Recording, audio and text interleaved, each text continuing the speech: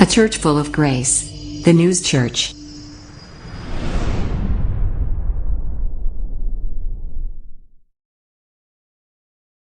할렐루야. 우리 오늘 성경 본문의 말씀으로 나눌 은혜의 제목은 깨어나라입니다. 깨어나라. 벌써 일어나라, 깨어나라, 뭔가 이렇게 의미가 준비를 해야 된다라는 그런 마음의 태세, 이런 자세들을 갖추라는 그런 의미로 들려지지요. 가까운 이웃나라 이야기로 오늘 말씀을 시작하도록 할까 합니다. 일본이란 나라는 그 지부를 들어갈 때 신발을 벗는 방법이 좀 특이해요.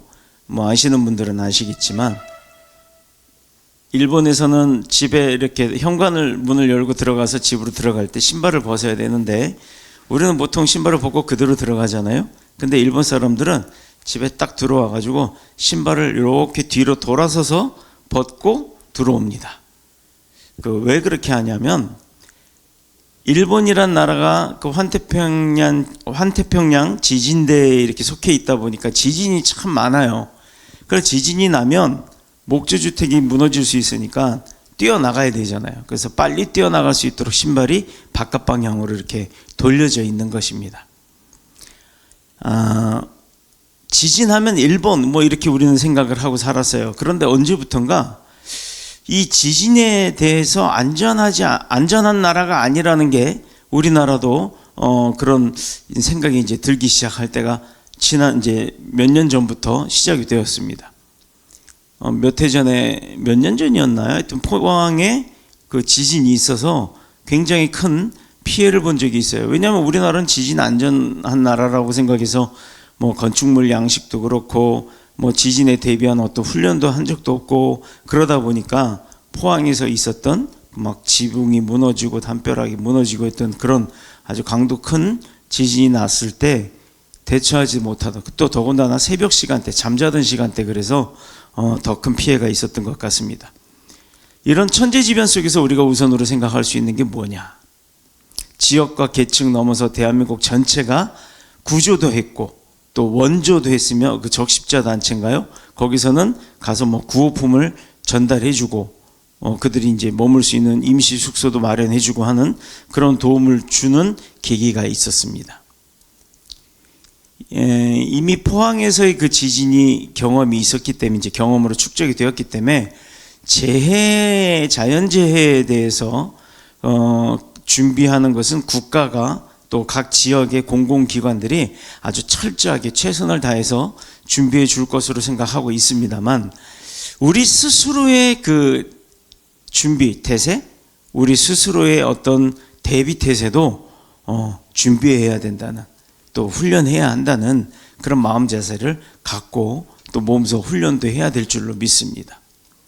첫 번째가 무엇이냐면, 이런 안전에 대해서 어떤 것을 준비해야 되냐. 먼저 주위에 있는 친척, 또 지인들, 이런 사람들이 안전한지를 먼저 확인을 해야 될 것이고요.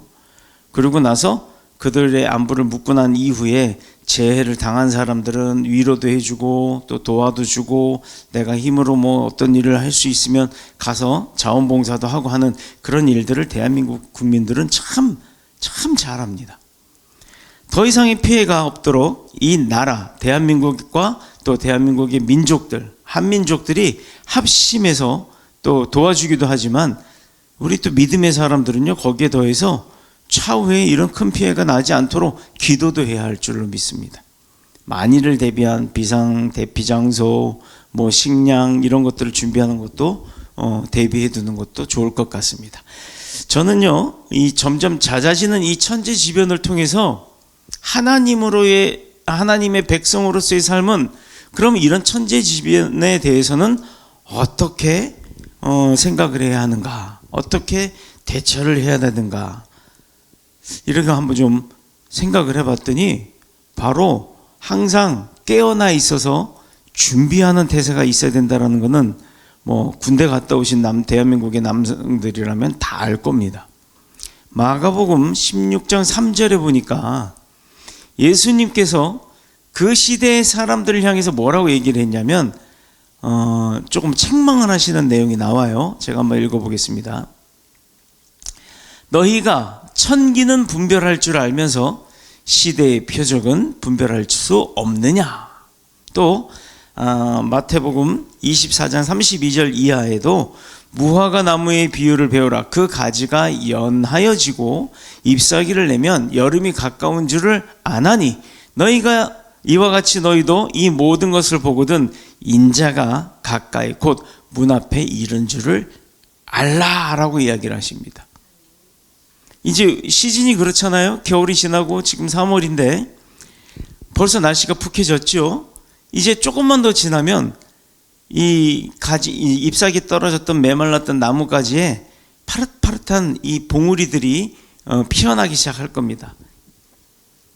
그때만 돼도 벌써 이제 봄이 오는구나. 우린 다 느끼잖아요. 그런데 왜 문 앞에 와 있는 예수님을 우리는 깨닫지 못하느냐라고 책망하고 계시는 겁니다.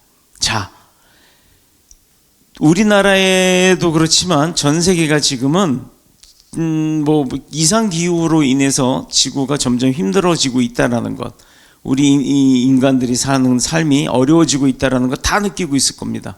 어느 때는 폭우, 어느 때는 폭설, 어느 때는 강추위, 어느 때는 가뭄, 또 어느 때는 지진, 어느 때는 막 천둥 번개를 동반한 마주 홍수 등등 여러 가지 일들이 막 벌어지고 있어요. 자, 그런데 얼마 전에 전 세계의 지구과학을 연구하는 과학자들이 발표한 내용이 지구의 자전축이 흔들리고 있다라고 이야기를 하고 지구의 자전 속도가 줄어든다는 이야기를 하는 내용을 제가 또 봤습니다.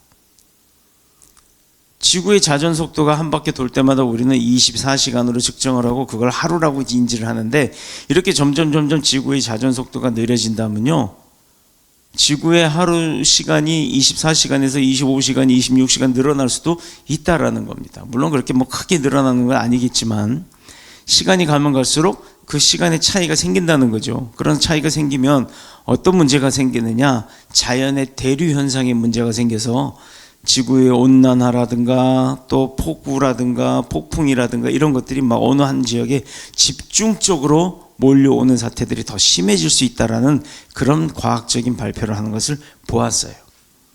자, 그러면 우리는 무엇을 대비해야 되냐? 그런 지구 온난화를 통한 지구의 뭐 문제점들을 대비해서 뭐를 하자, 뭐 나라에서는 뭐 수로도 파고 개천도 하천도 막 정비를 하고 하는 등등의 여러 가지 일들을 하지 않습니까? 시즌에 따라서. 이런 징조를 보고 주님께서 깨달으라라고 말씀을 하고 계시는 거예요. 예수님 시대의 사람들은 이런 시대의 징조를 보고도 깨닫지를 못했기 때문에 이렇게 말씀을 하셨던 겁니다. 자, 그러면 시대의 징조라는 건 뭐냐? 어떤 게 징조냐? 지진이 일어나려고 그러면요, 막 새들이 날아가고 물고기들이 막 놀래고 뭐 동물들이 더 예민해가지고 막 갑자기 막 뛰어가고 막 이런 일들이 벌어진다고 합니다. 막 때로 이렇게 옆으로 가는 개들이 때로 막 어느 한 지역으로 막 몰려가고 막 하는 이런 일들이 벌어진다고 해요. 그러면 뭐 자연재해가 곧 일어날 것이다라는 것을 예비할 수가 있다라고도 하고, 이제는 과학적으로 어떤 센서에 의해서 미리 알 수 있지 않습니까? 그래서 뭐 우리 띠띠띠하고 핸드폰으로 뭐 날라오고 막 그래요. 이렇게 과학적으로 우리가 사람들이 예측할 수 있음에도 불구하고 뭐를 하죠? 대비 태세에 대해서는 준비를 하지 않을 때가 많다라는 겁니다. 자, 그런데 이거는 세상의 삶의 과학적인 어떤 일들이고, 우리가 영적 삶에 있어서 우리가 어떤 일을 해야 되며 어떻게 살아가야 되느냐, 우리가 왜 예배를 하고 왜 예수님을 믿고 왜 구원의 확신을 가지고 장차 다가올 천국에 대해서 소망하며 살아가는지, 우리가 그걸 알아야 될 거 아닙니까? 미래에 되어질 일, 즉 이 지구촌의 종말을 예측하게 하는 것들의 여러 가지 징조들이 나타나고 있는데, 성경에도 분명히 이야기 있죠. 마지막 때에 주님이 다시 재림하셔서 심판의 날을 맞이하게 될 것이다. 자, 그러나 그것은 아무나 볼 수가 없고 누구나 깨달을 수가 없다라는 거예요. 하나님이 이 세상에 보여주시는 시대적 징조는 믿음의 사람, 지혜의 사람만 볼 수 있고 깨달을 수 있다라는 것입니다. 우리 몸이 나이를 먹다 보면 여기저기 삐끄덕 하면서 몸에서도 이제 늙어가는 징조가 나타나잖아요. 그럼 이제 내 몸이 좀 뭐가 이상이 있구나 싶을 때 우리는 뭐 합니까? 병원에 가서 검사를 하죠.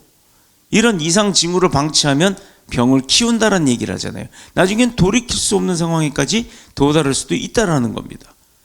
그러면 건강하게 살겠다고 한 사람들은 뭐예요? 막 약도 먹고 조금만 이상이 있으면 병원 나가서 검사도 해보고 하는 거 아닙니까? 그게 뭐예요? 대비하는 거죠. 준비하는 겁니다. 사회에서 남다른 경제력을 가지고 경제적 활동을 하는 사람들은요, 이 사람들을 가만 보면, 그러니까 즉 부자 말이에요. 그러니까 부자 되는 얘기 해주는 거예요. 그 귀를 집중해서 들어보세요. 부자인 사람들은요, 그 돈의 흐름에 대해서 아주 예민하게 반응을 합니다. 여기저기 막 안테나를 펴놓고 어떤 정보력을 통해서 아주 뭐가 어떻게 조금만 움직인다 싶으면 거기에 막 투자를 할까 말까 아주 고민을 하고 연구를 하고 분석을 합니다. 대비하는 거죠. 늘 깨어 있잖아요. 늘 돈 버는 일에 혈안이 돼서 여기든 저기든 아주 막 안테나를 쳐서 예민하게 반응을 한다는 겁니다.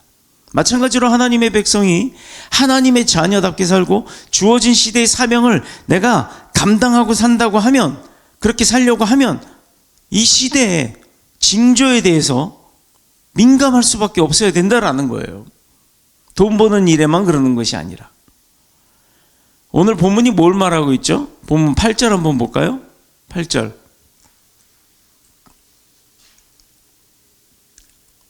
8절. 민족이 민족을, 나라가 나라를 대적하여 일어나겠고 곳곳에 지진이 있으며 기근이 있으리니 이는 재난의 시작이니라. 재난의 시작이라고 하면 앞으로 더 큰 재난들이 이 지구촌 가운데 엄습을 할 거다. 쏟아져 들어올 거다. 우리는 더 큰 피해를 볼 수도 있다. 이 얘기잖아요.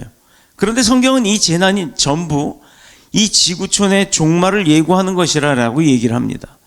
뭐 저는 종말론자는 아니에요. 그러나 이 종말은 다름 아닌 예수 그리스도가 오실 때가 된다라는 얘기예요. 언제라고는 얘기 안 하셨어요. 그러나 오실 때 되면 그런 징조들이 나타난다라고 이야기를 하셨습니다. 하나님의 심판이 다가오고 있다는 얘기예요. 여러분, 지구의 자전의 속도가 느려지고 지구의 자전축, 이 중심축이 흔들리고 있다라 그러면 여러분의 어떤 능력으로, 어떤 과학적 기술로 그거 원상복구시킬 수 있겠어요? 할 수 있습니까? 못하는 겁니다. 꼬리에 꼬리를 무는 전쟁, 또 지진과 기근과 전염병의 공격들, 여러 가지 일들이 있죠. 자연재해를 보면 1970년대부터 우리 주변에는 미래학자라고 하는 어떤 연구하는 사람들에 대한 이 단어들이 나오기 시작을 합니다.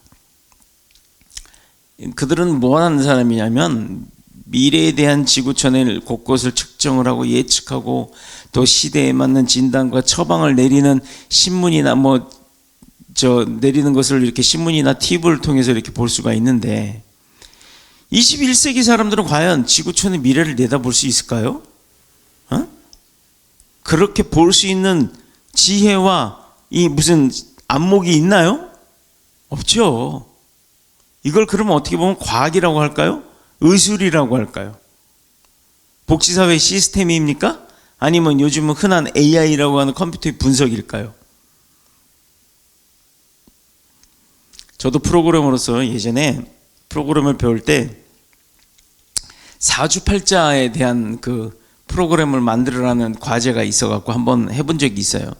그런데 만세력이라고 하는 그런 데이터를 갖다가 입력을 하고 그 데이터를 기준 삼을 추출할 기준점이 되는 기본 소스, 입력 데이터라는 게 있죠. 그게 생년 월 일, 그 다음에 시, 그리고 남성 여성 뭐 이런 거, 그런 거를 갖다가 종합적으로 데이터를 넣어가지고 넣어보면요, 그 만세력 데이터를 갖다 추출하는 거예요. 데이터베이스에서. 그래갖고 뭐 초년, 중년, 말년의 운이 어떻다 해서 이렇게 데이터를 출력을 해주게끔 하는 프로그램입니다. 그런데요, 여러분 아시다시피 어떤 사람의 인생이 우리는 당연히 그런 거 안 믿잖아요. 근데 어떤 사람의 인생이 그런 운을 타고난다고 하는데 그 운이 똑같은 사람이 있다라고 해요? 없다라고 하잖아요. 근데 컴퓨터의 데이터는 입력 값이 똑같으면 출력 값도 똑같다는 거예요. 이게 과학의 답이에요. 그걸 좀 응용한 게 AI고요. 어떤 시스템도 지구촌의 미래에 대해서는 측정하거나 예측할 수가 없습니다. 다만 이렇게 될 수도 있다라는 가설을 내놓는 거예요. 어쩌다 그런 게 맞는 거죠. 인류학자들, 그런 유사한 저명 인사들, 인류의 미래를 예측을 하고 진단하고 할 때 이럴 때 쓰는 동원하는 거지, 고작 그동안 인류가 쌓아왔던 과거의 데이터베이스예요. 그걸 갖다가 견주는 겁니다. 시대는, 결론은 돌고 돈다는 거예요. 이래서 윤회라고요? 아니요. 하나님의 계획 안에, 성경 안에 있는 말씀 안에 보면 성경 안에 그 내용들, 인간사가 다 들어있잖아요. 그게 2000년 전이냐, 1000년 전이냐, 500년 전이냐, 200년 전이냐, 반복적으로 일어나고 있다는 겁니다. 왜? 사람은 태어나고 죽고 하는 새로운 새 생명들이 태어날 때마다 과거를 답습하기 때문에 그렇습니다. 자, 그래서 늘 똑똑하고 그럴싸한 설득력을 가지고 있다고는 하는데 언제나 빗나갈 때가 더 많다는 거예요. 우리 흔히 그 무당, 과거는 맞춰도 미래는 못 맞추잖아요. 바로 이런 겁니다. 인류가 어떤 분명한 목적을 가지고 어디로, 어떤 방법으로 나가야 되는 것인가, 이런 것을 결정할 때는 그냥 하나님한테만 답을 두면 돼요. 하나님이 뜻을 구하는 게 제일 정답입니다. 왜 그러느냐? 하나님의 말씀만으로도 그 위기를 만난 인생들이 회복이 되거든요. 또 정확한 미래를 예측할 수가 있어요. 판단을 할 때 하나님의 영적인 지혜를 가지고 잠언의 말씀만 봐도 인간사 어떻게 살아야 좋은 사람으로 사는지가 나와요. 근데 그걸 지키지 못해서 문제인 거죠. 왜 이렇게 말할 수 있느냐? 이 세상의 모든 사건과 재난과 징조들이 전부 한결같이 하나님의 심판이 시시각각 다가오고 있음을 증명하고 있다는 겁니다. 지구촌의 대재앙을 보고. 왜? 성경이 이미 예언을 했잖아요. 이런 날이 올 거다. 오늘 본문에도 그렇잖아요. 지진과 기근이 심해진다고. 근데 이게 다가 아니라 더 심한 게 온다고. 오늘 본문이잖아요. 지구촌의 대재앙을 보고 우리가 느끼는 감정은 다 같습니다. 그것은 미래에 대한 두려움이죠. 오늘 본문 말씀 7절에서 뭐라고 얘기를 해요? 끝이 아니래잖아요. 끝이 아니래잖아요. 7절. 난리와 난리의 소문을 들을 때 두려워하지 말라. 이런 일이 있어야 하되 아직 끝은 아니니라. 근데 두려워하지 말라란 말이 있어요. 이는 재난의 시작이니라 라는 말씀에서 뭐가 있어요? 두렵잖아요. 그죠? 근데 두려워하지 말래요. 하나님의 심판이 임박해도 믿음의 백성은 두려워하지 말라 약속하시잖아요. 7절에 두려워하지 말라. 8절에 이는 재난의 시작이니라 라고 해도 우리는 그게 이제 두렵지 않다라는 겁니다. 왜? 우리는 부활의 생명력을 믿기 때문이에요. 자, 주님이 7절에서 두려워 말라고 하셨습니다. 이는 믿음의 사람 여호수아, 이사야에게도 하셨던 말씀이에요. 근데 그거를 지금 저와 여러분에게 하고 계시는 거예요. 아멘.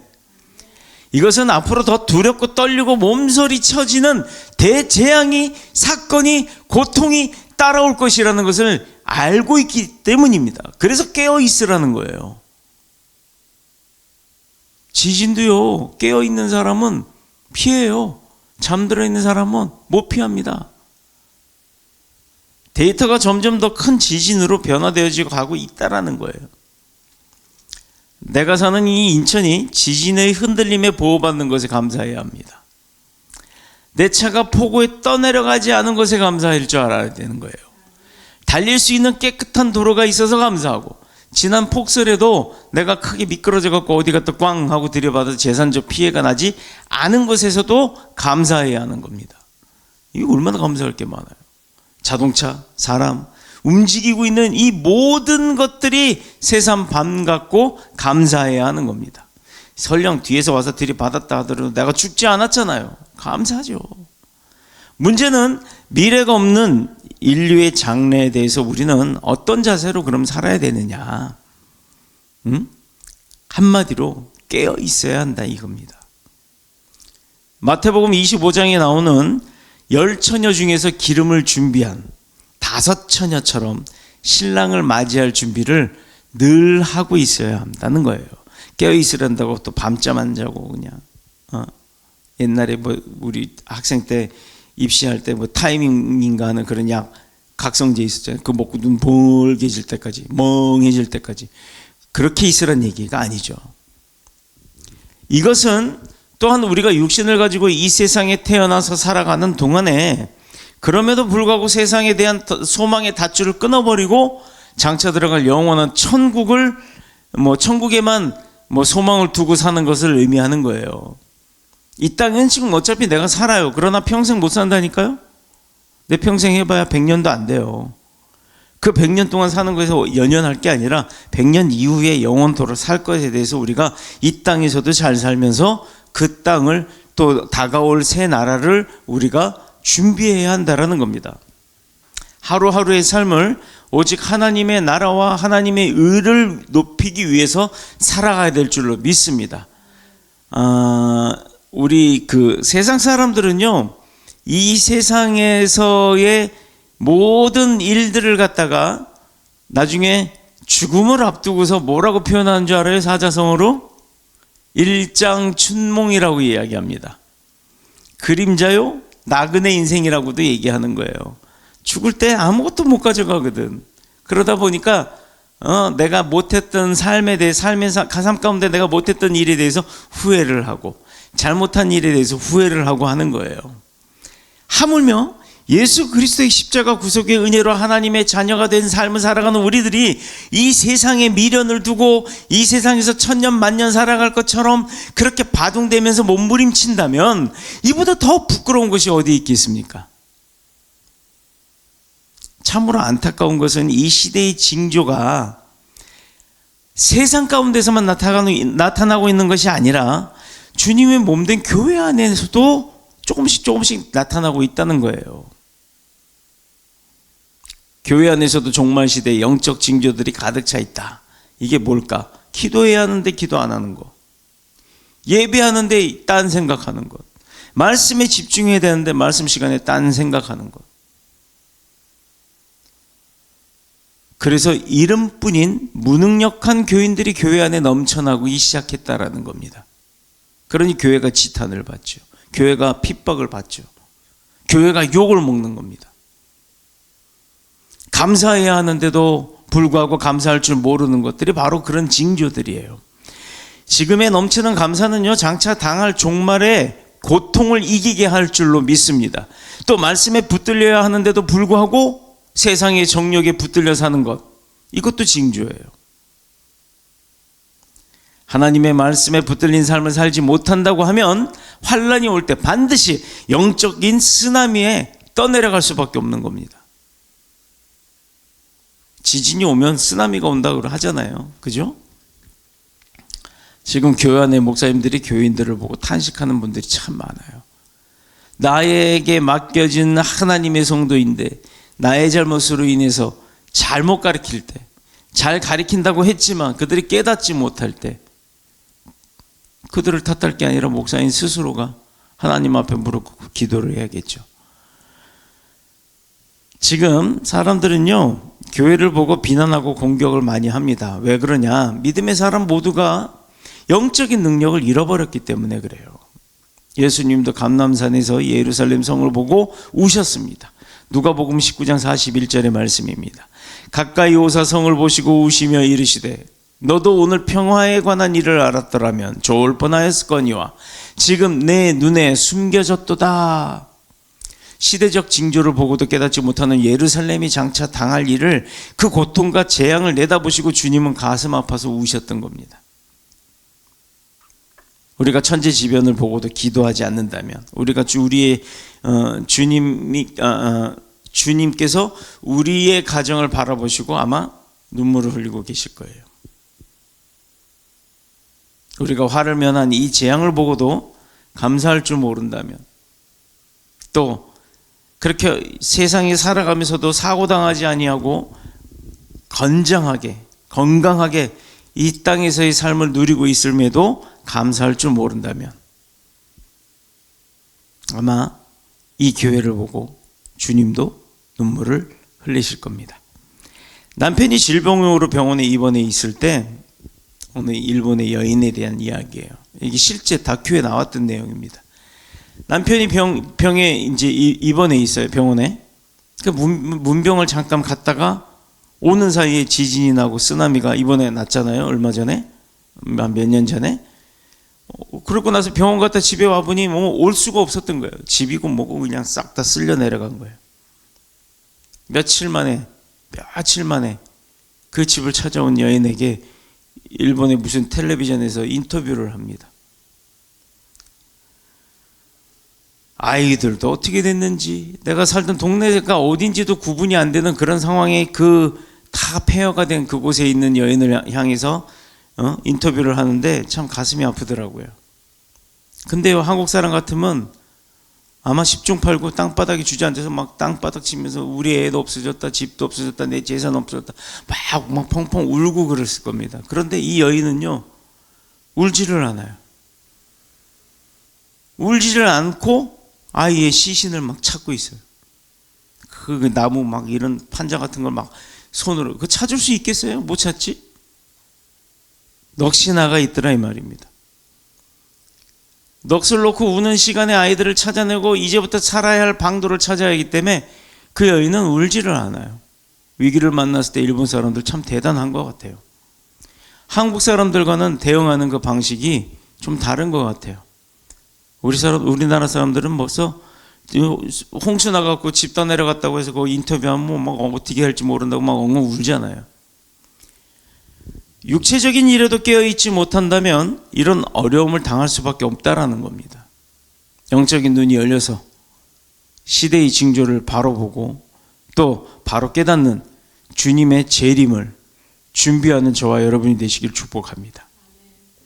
영적으로 깨어서 주님의 재림을 준비하고 한편으로는 십자가의 사랑으로 이 지역을 품는 우리 모두가 되시기를, 주님의 백성 모두가 되시기를 그리스도이신 예수님의 이름으로 축원합니다. 축복합니다. 기도하겠습니다.